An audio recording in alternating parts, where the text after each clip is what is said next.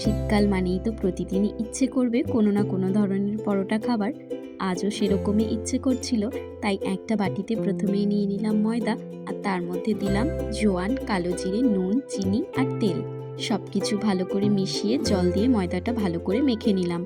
নিয়ে 30 মিনিটের জন্য এটাকে রেস্টে রেখে দিলাম। এরপর মিক্সির বাটিতে নিয়ে নিলাম আগের দিন রাতের ভিজিয়ে রাখা খানিকটা ছোলার ডাল। ওটাকে বেটে নিয়ে কড়াইতে তেল গরম করলাম, আর তাতে হিং ফোড়ন দিয়ে ওই বেটে রাখা ছোলার ডালটাও দিয়ে দিলাম। এরপর ওতে একে একে দিলাম আদা বাটা, কাঁচা লঙ্কা কুচি, ভাজা জিরের গুঁড়ো, নুন আর হলুদ। সব কিছু দিয়ে ভালো করে মিশিয়ে একটা পুর বানিয়ে নিলাম। পুরটা একটা পাত্রে নামিয়ে ঠান্ডা হবার জন্য রেখে দিলাম। এরপর ওই ময়দা থেকে বেশ বড় বড় সাইজের কয়েকটা লেচি কেটে নিলাম, আর তার মধ্যে পুরটা ভরে রেডি করে রাখলাম। এরপর শুকনো ময়দা ছড়িয়ে পরোটার আকারে বেলে রাখলাম। এরপর তাওয়ায় অল্প অল্প তেল দিয়ে পরোটাগুলো এক এক করে সবকটা ভেজে নিলাম।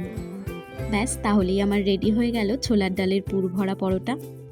ব্যাস, আজকের মতো ভিডিও তাহলে এখানেই শেষ করছি। দেখা হবে নতুন একটি ভিডিওতে।